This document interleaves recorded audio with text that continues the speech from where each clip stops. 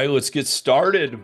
We have CJ Arlotta here with CJ Media Solutions. We're going to talk about public relations, something that I think is not talked enough about. And it's an area, we talk about, sales, we talk about marketing, and, we have to understand that there are different avenues, different channels in which we can get the attention of the public, of our prospects, and through public relations and reaching out to the media. There's ways that we can achieve our goals that way.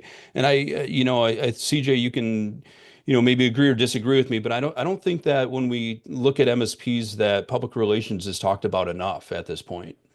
No, I don't think so either. And I think when it comes to public relations, I think most people probably think about the media relations aspect, right? Working with the Right. media, pitching stories, trying to get your message out there. And it's a great way to reach prospects, capture that attention in the market, and really get your message out there. Absolutely. And so we're going to get started. CJ, you have full reign here, All and right. My as Caesars. normal, we can chat for, you can jump in for like, up to 15 minutes or so, and then we'll open it up to open discussion with everyone. So if anybody does have questions, as soon as CJ is done with his presentation, then we'll just go ahead and open it up and have open discussion and jump in from that perspective. But without further ado, CJ Arlotta. Thanks, Dan. I appreciate it. So we're doing a brief overview today of pitching, what that entails to the media to help you get your message out there and hopefully reach your targeted market. So why them and not me? We have clients in the MSP space. We work with vendors. We also have clients in the hospitality space, working with operators, owners, brands. I used to be a journalist in both industries, and I ended up branching out into PR, doing this full time about 6 years ago. And so many people will come to me, prospects or even customers at times. Why is a competitor out there in the media scape? Why are journalists reaching out to them about stories? I have something to say too. Why aren't they coming to me? And probably the biggest reason for that is they're not doing a lot to get themselves out there and to promote themselves. That's why competitors are able to get additional media coverage and land big features and interviews. So for them, they have this problem: low visibility. Journalists aren't aware of who you are. So if they're not aware of who you are, what you can offer, and how you can add value, how are they gonna find you and reach out to you for stories? They need to know your story. If you're not telling the story, they're not going to find it. And your competitors are going to position themselves as the experts. Okay. They're going to be filling the space that you should be occupying. So it's really important for you to have those relationships with the media, whether they're local relationships, if you're trying to reach customers in your community, or with different trade publications, right? Depending on if you're specialized in a vertical or you're looking to reach other MSPs in the MSP space. So one solution for this is to regularly pitch yourself as a reliable source. So depending on how familiar you are with media relations, you may think of the word pitch and you're not really sure what exactly I'm talking about. To be very simple, it's just a short message, a short email to journalists or podcast hosts or content creators where you're suggesting a story idea or you're offering your expertise. And the goal is for them to pick up the story and use you as a source for the story you pitched or potential stories down the road. And you want to keep these pitches brief, clear, and focused as well. So, who to pitch, right? That's a question I receive a lot too. Who should I be pitching? I would say start small, okay? Don't go crazy and try to find every local publication in your area or podcast. I would start with 3 to 5 key outlets. because it's going to be a lot of work to figure out what those outlets mean. When you're looking for them, who are you trying to target? So if you're trying to target customers in your community, you're probably going to be looking at a lot of local publications or local podcasts to reach out to, so you can get those customers. You have to figure out where those customers are getting their information from. As I mentioned earlier, if you're in verticals and you're working in different industries, figure out those trade publications that those individuals, that those customers read. Learn those publications, learn what the audience is looking for, learn what the reporters are covering. If you're looking at a local publication, is there some weekly column on cybersecurity? Is there a go-to reporter who covers cybersecurity? That's what you want to find out. Dive into those details so you can create a better pitch and increase the likelihood of these publications picking up your pitch. You want to make sure that you also read articles or review past interviews to understand their styles and interests.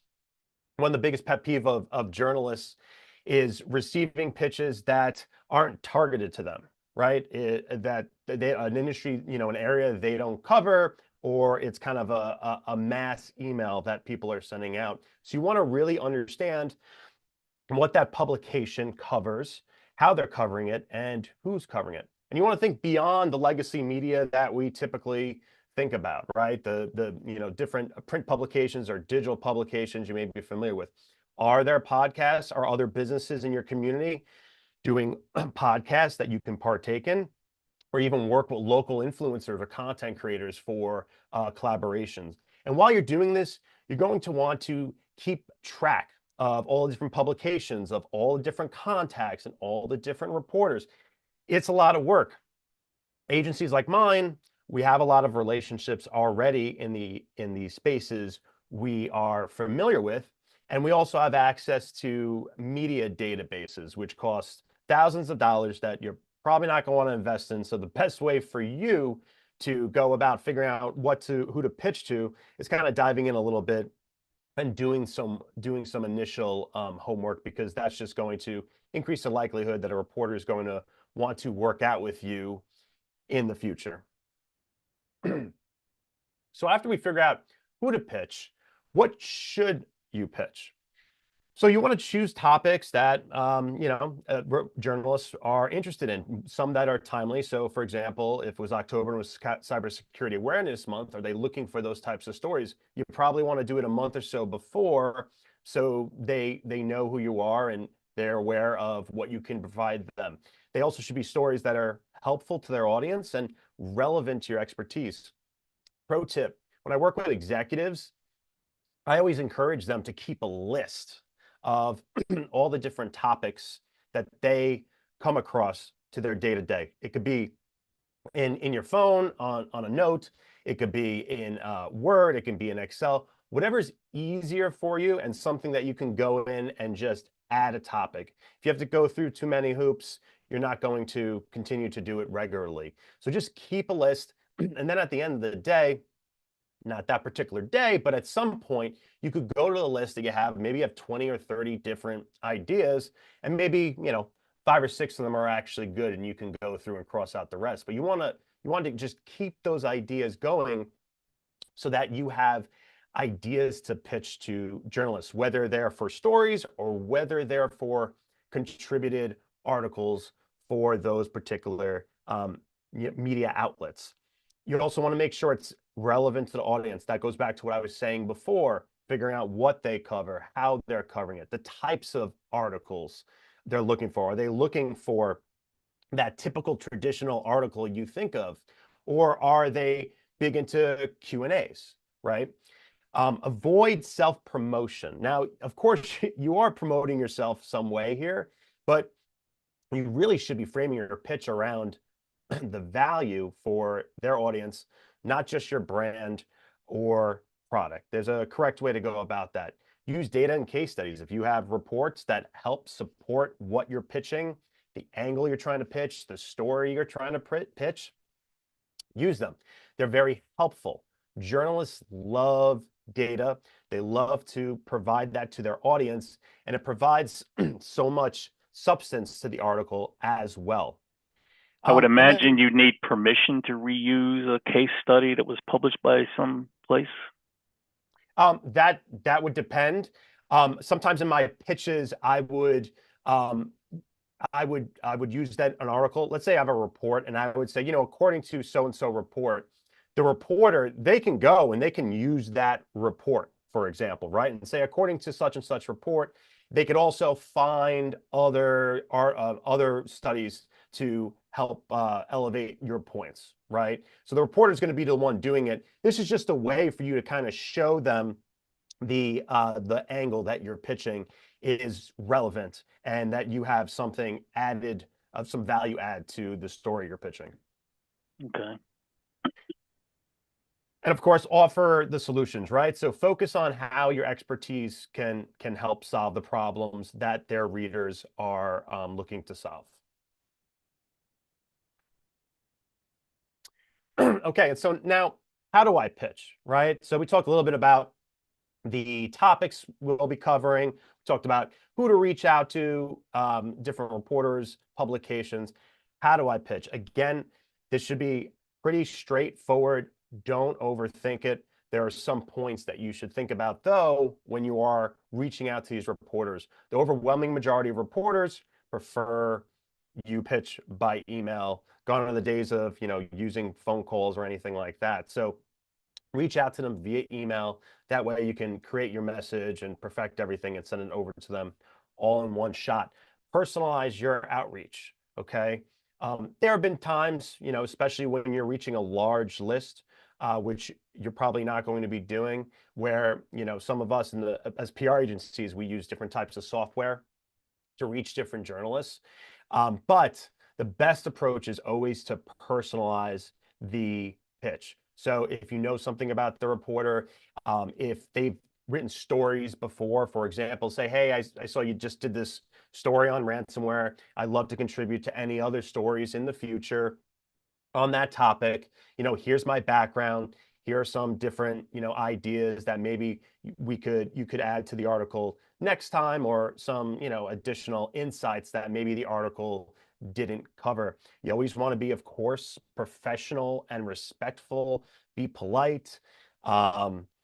These journalists aren't always going to respond to you. Unfortunately, it's okay to follow up with them a few days after a pitch if they don't respond, but I wouldn't push it any further than that. If they don't respond to your pitch, they're probably passing on it for that moment. Doesn't mean they won't respond to your emails in the future. It just means that maybe your pitch didn't hit the mark, and it happens. No matter how good your pitches are, reporters aren't always going to cover your stories, and there are a variety of reasons for that. Maybe it just didn't hit. Maybe they're working on other stories at the moment, and what they're working on isn't relevant to what they're currently covering. Make sure you provide all your contact information.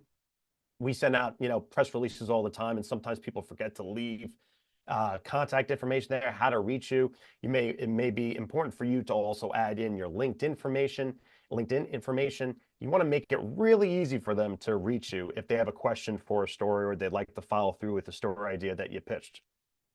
Again, email should be brief, concise, and to the point, because reporters, they can receive hundreds of emails per day, and you really want to get in there and make it really easy for them to understand what you're pitching, who you are, how you can work together. So try to stick to only a few paragraphs at most.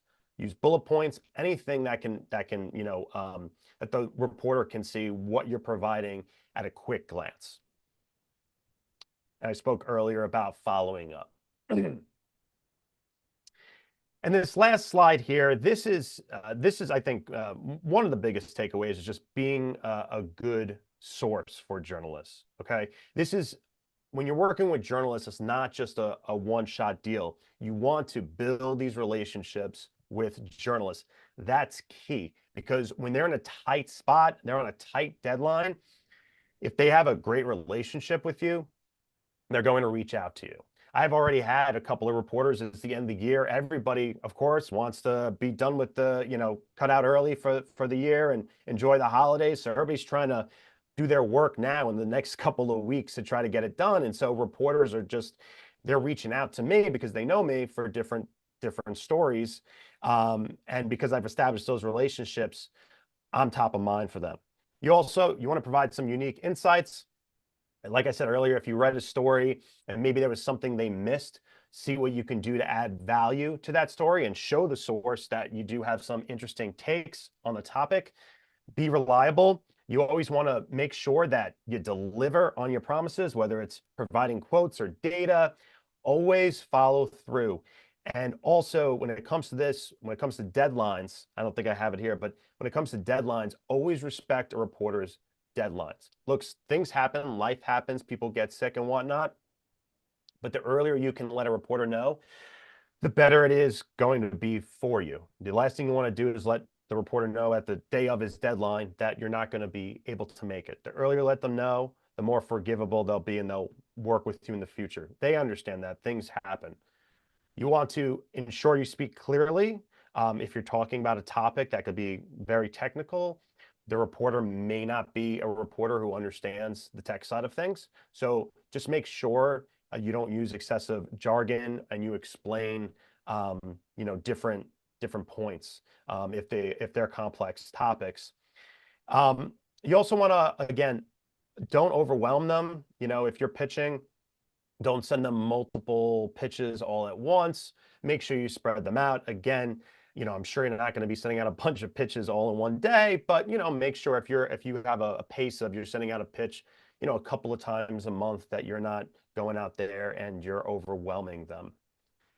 And be responsive. Like I mentioned earlier, if they reach out to you, try to be as responsive as possible. Of course, you might be busy at the moment, but hey, if you can send an email, say, hey, working on something right now, I love to talk to you. I can talk with you later today or tomorrow morning. This is my availability. And so when you're able to do that and you're able to hit all these points, you become a good, reliable source for these reporters. And if they're working on a cybersecurity story, they're going to keep coming back to you when those stories do come up, right? So be a good source, and you'll be able to continue strengthening those relationships with reporters. So that's the presentation I have today. Some of this, many of you may already be familiar with it. Some of this may be new. So I'm happy, Dan, to take any questions from you or anybody on the call today. Absolutely. I think, one of the things that resonated with me is, why don't they reach out to me? I'm an MSP in the business. I've been here forever. Why aren't they calling me? And, I see a local news station did a story and, they called somebody else. And at the end of the day, we got to remember, like you said, your visibility, you have to create that visibility. You can't assume or expect that they're going to call you, just like you can't assume or expect that a prospective client is going to call you directly because they don't necessarily know who you are. And I also liken this or, use this as an analogy of, when you take a look at some of the top MSP lists, like the MSP 501 list, or if you take a look at, like local business journals will do the 40 under 40. I was a 40 under 40 at one point. And I came to realize that, the only way for me to become one of those 40 under 40 is for me to apply, right? I think we feel as if, if we're tooting our own horn, that like, we're like trying to work the system. Well, you have to work the system for it to work, right? You have to. I've got a friend. You have to be your biggest cheerleader, right? I mean, you could be the best novelist in the world, but if you keep putting the novels in your drawer and nobody's seeing them, nobody's going to know, right? Yeah. I mean, I had a friend that every year until he turned 50, he was, or yeah, until he turned 50, he was I'm sorry, until he turned 40, he was a 40 under 40. And I'm like, how are you on the list every year? He's like, I keep applying.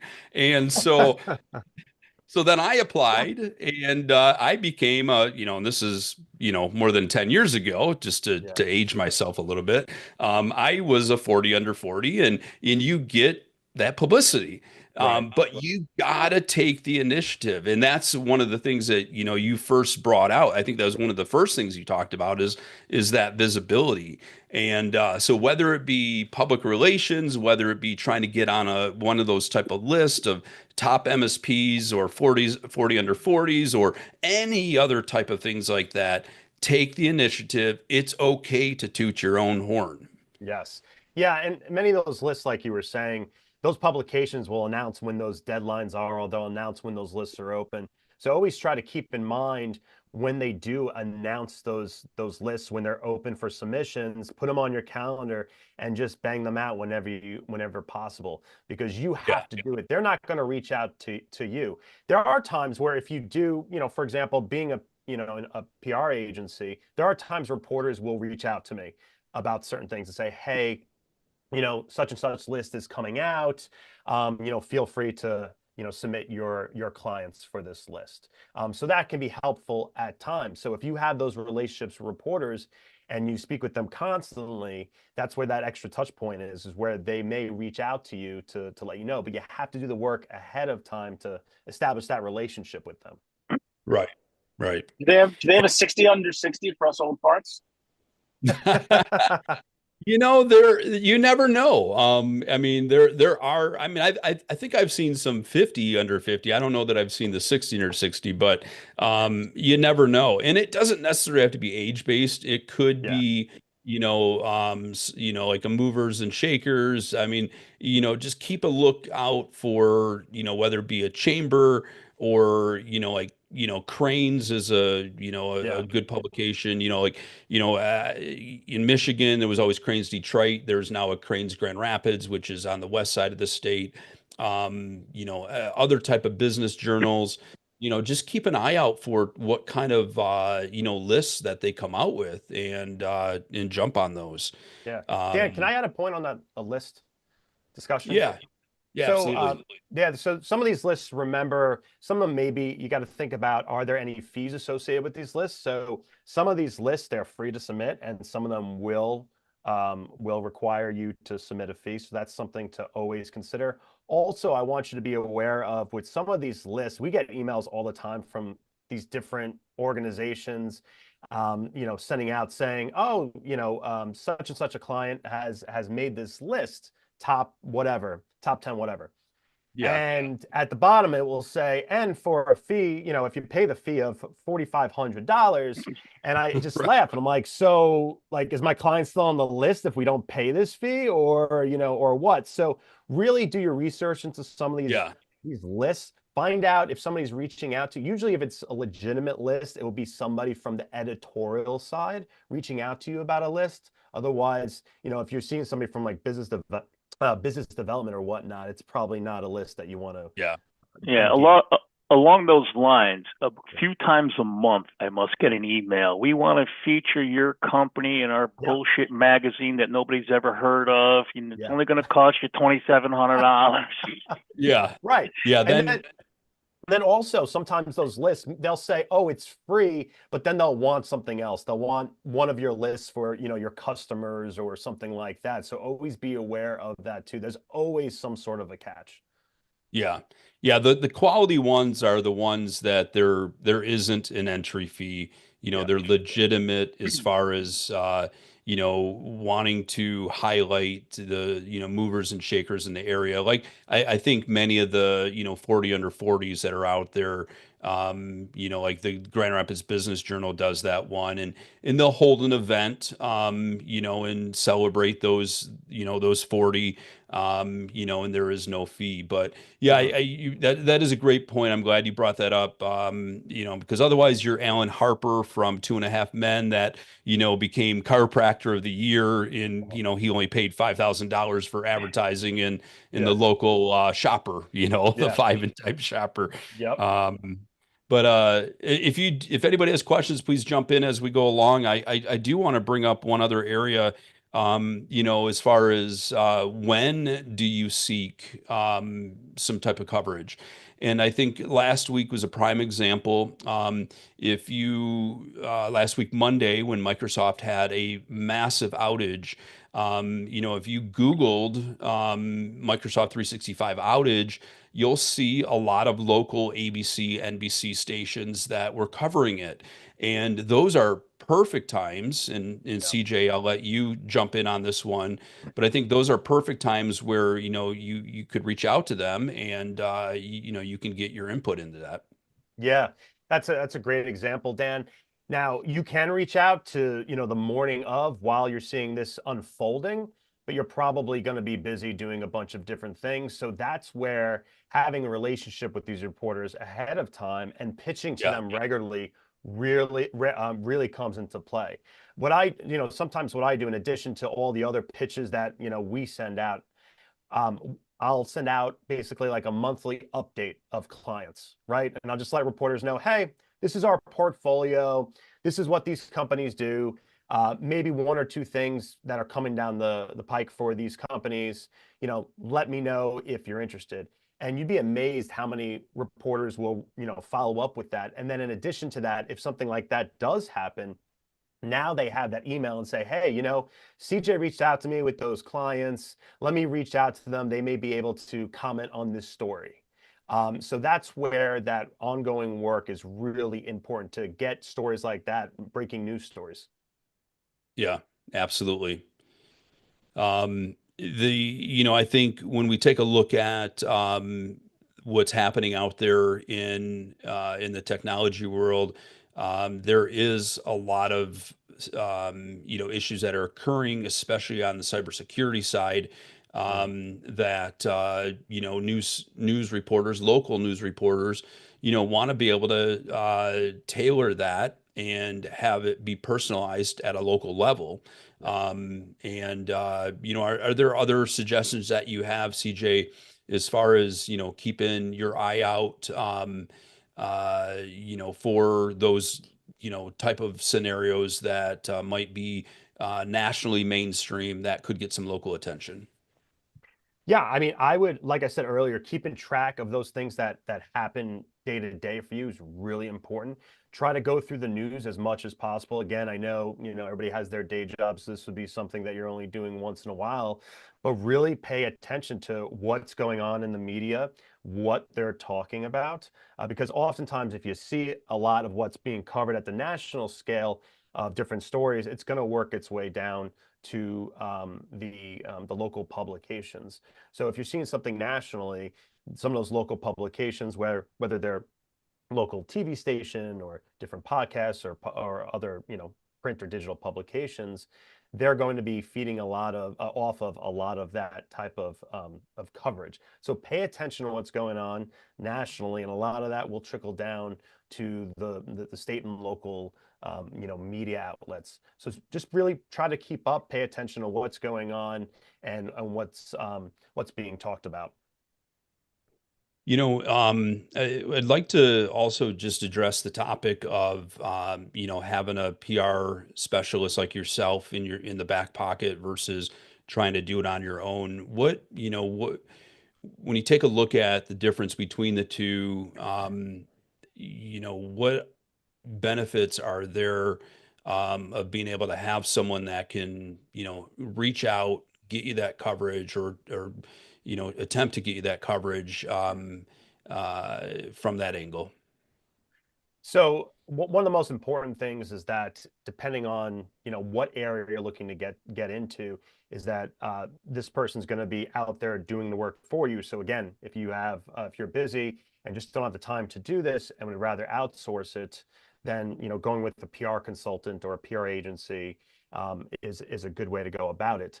It also, when I talked earlier about having to do the work and finding the publications and what we should talk about and finding out the reporters, if you find a PR agency, for example, if you're trying to hit locally, if you could find a PR agency that has relationships, there's a difference between relationships and contacts, and I'll go into that in a second, but that has relationships with a lot of those local media outlets, then that may be your best bet. You don't want to go with a firm or an agency who really doesn't have any relationships in that community market that you're trying to target. That's why for example, our agency, we're primarily in the IT channel, and we're primarily in the hospitality space because we've created relationships over the years in those areas. So when we target local media, for example, we'll get some coverage if we need to, but I don't have those relationships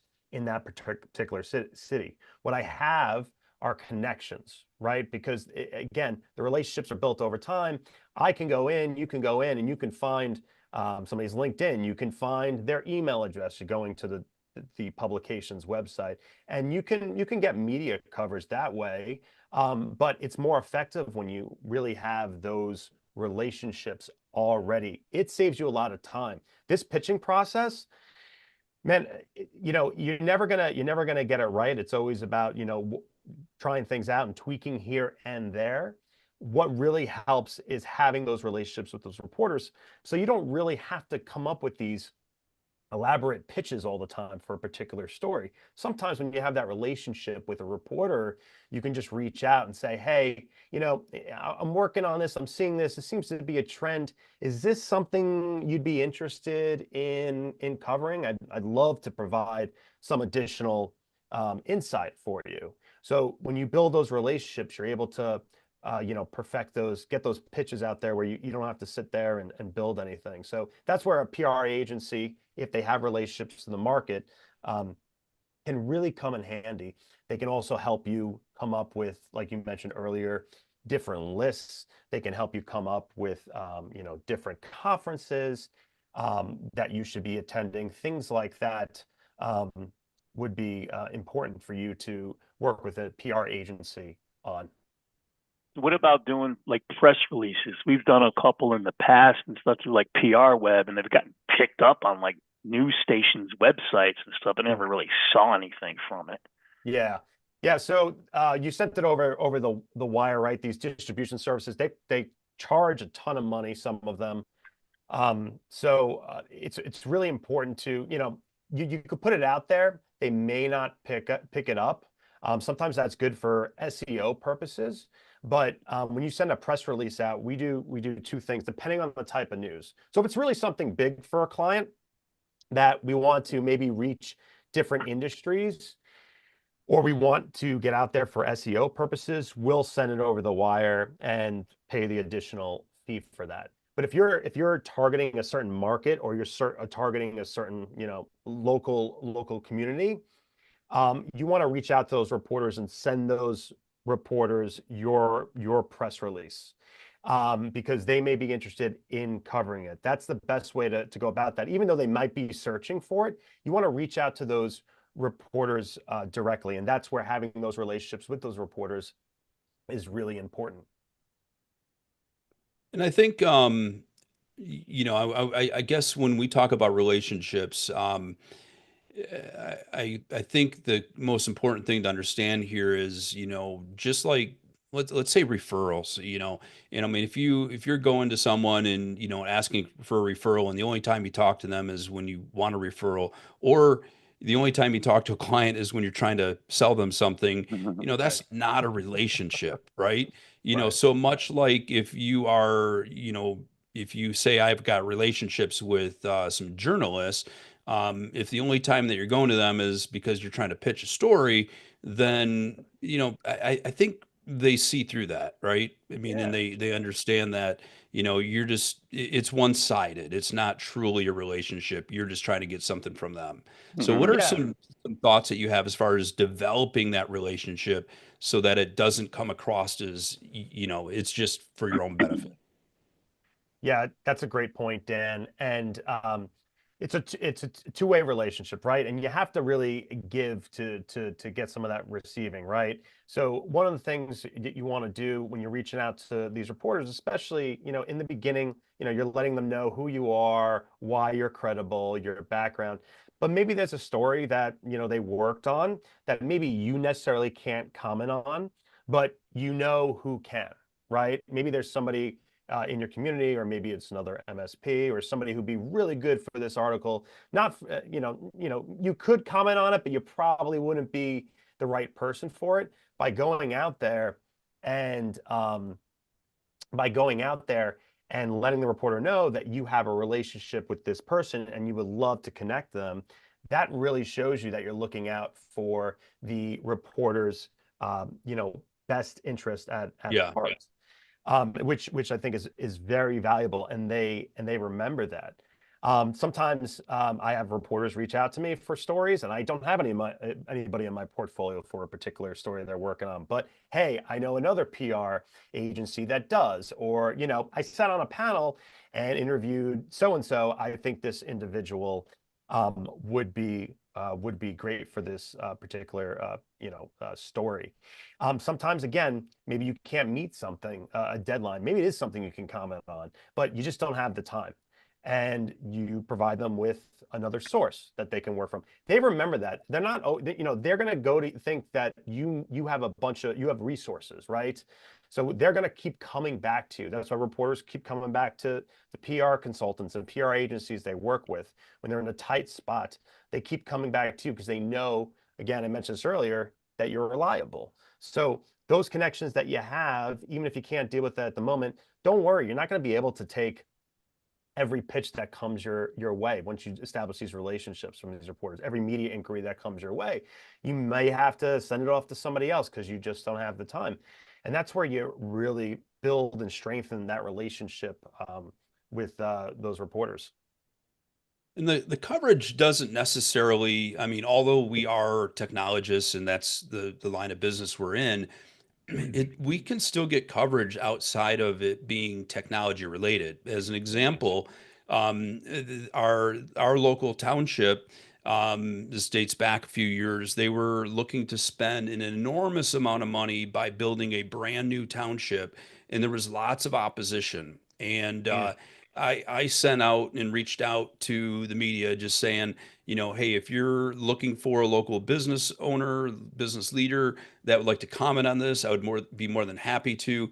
And they bought it. They were hooked. And so they came in our lobby have logo in the background, Right. have a couple of chairs there. It worked out very well Yeah. where not that I said, "Hey, can you, cover this right in front of our logo?" I mean, it Right. just naturally happened. And Yeah. so we got some coverage, and it had nothing to do with technology, but it still got my name out there, it got the company name out there, and we got some publicity out of it. Yeah. No, I mean, that's a great point, Dan. I mean, you're a small business owner, right? You're part of a community. What are you doing? How are you working with other small businesses in the area? You're all dealing with a lot of the same issues. If there are things out there for small businesses or being an entrepreneur, there's so many different routes that you can travel with that. It doesn't just need to be, when a Yeah. cybersecurity incident happens. And that was a perfect opportunity that you were able to take. And they wanted something that was visually appealing, and you so happened to have that, right? So Yeah. it's always about thinking that through, right? If a reporter is coming in, what type of reporter is it? Are they doing video? If so, what type of backdrop do we have that we can put them in front of Right. when they come to the office? Who should they speak to, right? That's also something important, and maybe another topic we can go into at another time. but media training. Not everybody is comfortable speaking Yeah. with the media and sitting down with them. It is nerve-wracking, you know what I mean?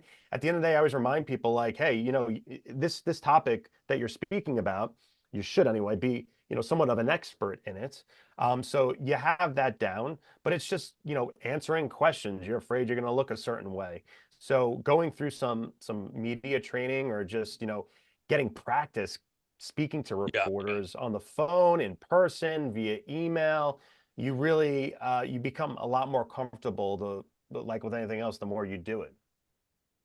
There's another scenario that we got some coverage, and this dates back, and I've told our group this story Yes. before. Um, Dates back to the very early days when we were originally focused on residential and small business. And so I put on an event called Cybersecurity for Kids, and we brought in a woman out of New York who's known as the Internet Mom. And this was in the very early days. And so I hired a PR firm to be able to get some publicity out of it. We got a lot of coverage. Now, this happened to take place at a time that we had turned in a client of ours that we discovered child pornography on their computer. Oh, wow. And so we ended up getting front page coverage of the local newspaper, those paper things that they used to have. Right. Yep. Yep. And we also all of this kind of happened all around the same time, which worked out very well for us. As many people thought it was like all strategically planned, it wasn't. Um, Yeah. and we also got the local ABC and NBC station that gave us coverage. One of them gave coverage before the event, had me come into their studio, and they interviewed me.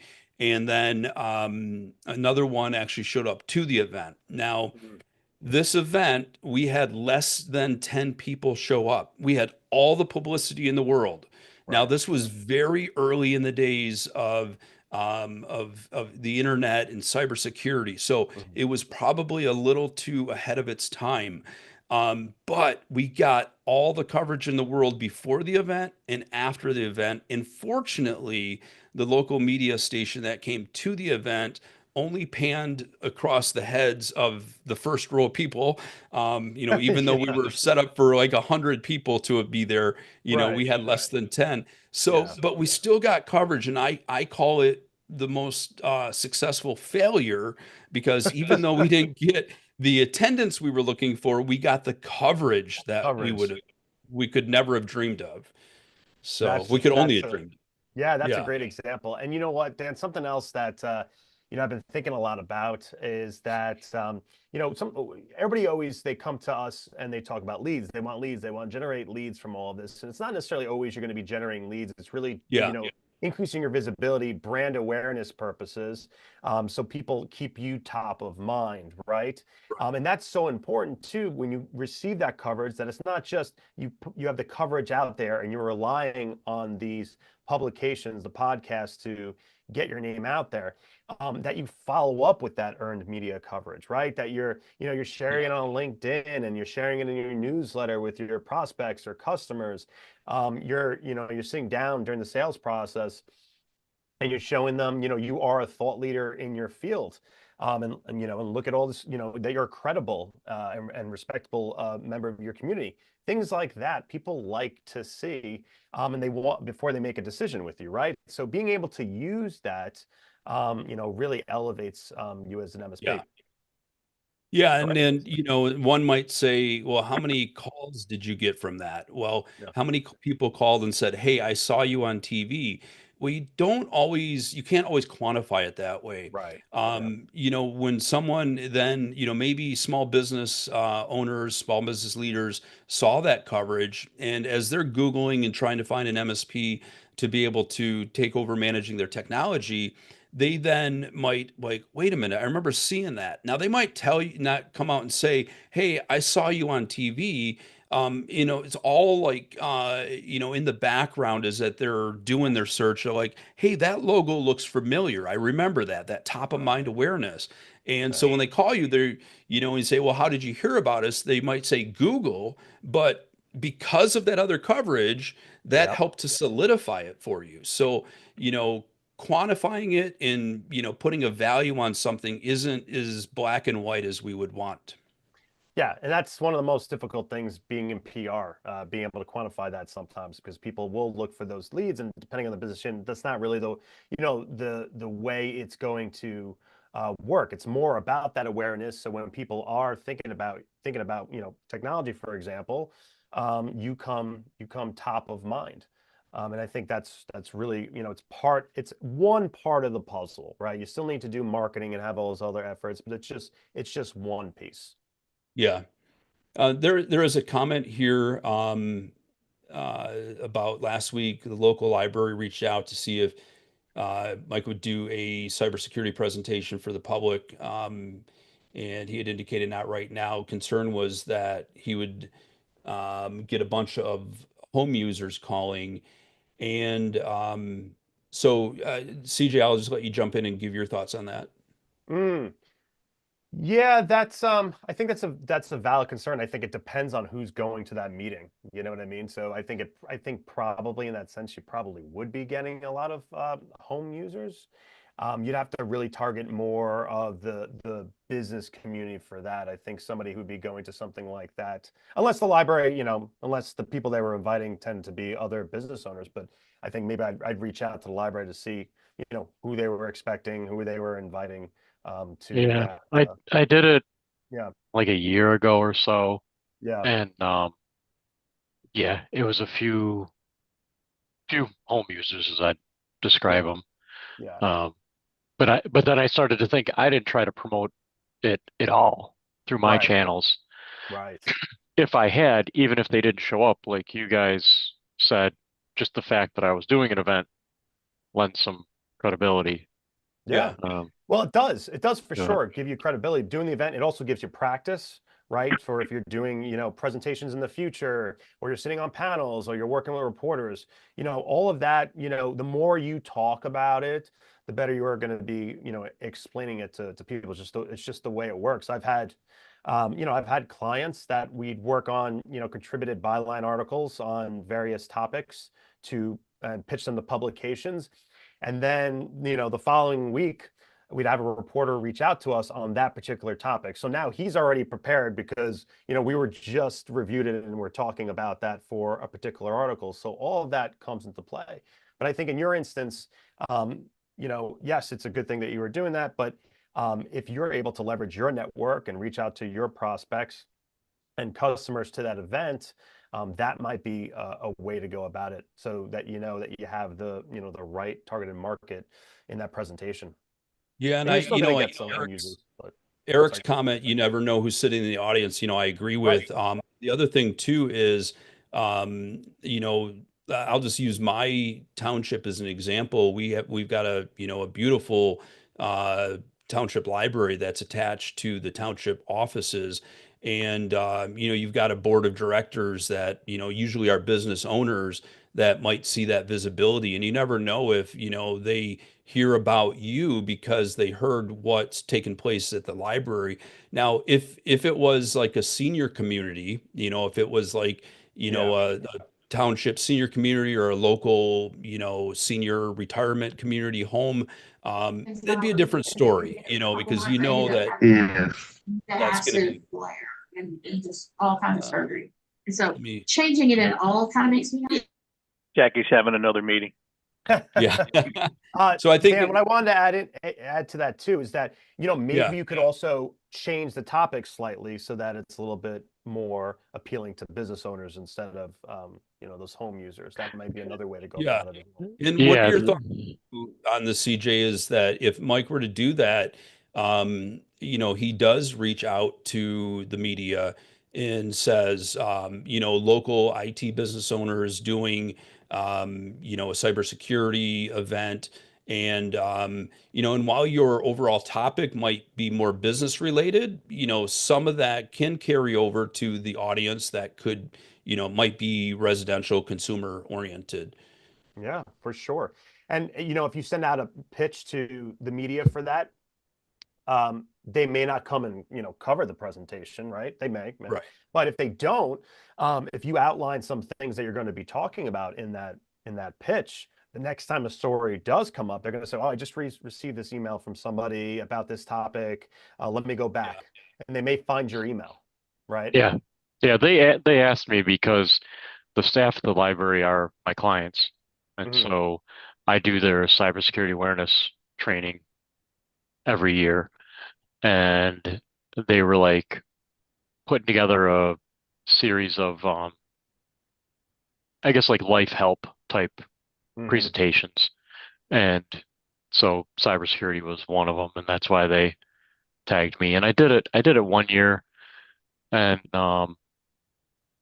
yeah, it was not really well attended, but I didn't try to promote it at all. And the feeling I got was most of the people there were just home users, and the questions were all surrounding home user type Sure, sure. situations. Mhm. All right, we're at the top of the hour. CJ, any parting words you want to, share? Anything else that you want to just kind of wrap things up with? No, I mean, thank you guys for your time today. Really appreciate it. If anybody has any questions, feel free to reach out to me at cj@cjmediasolutionsllc.com. I'd be, you know, happy to answer any of your questions, and you know, good luck with pitching to the media. And you really have to, you know, be in it to win it, they say, right? So as corny Yeah. as that is, it's true. You have to really get in front of these journalists and make them aware of who you are, and, you know, the type of value you can add to them. Be a resource. Awesome. CJ, thank you so much. We greatly appreciate it. And everybody, thank you for being here. Until next time, everybody have a great rest of your day. We'll talk to everybody soon. See Take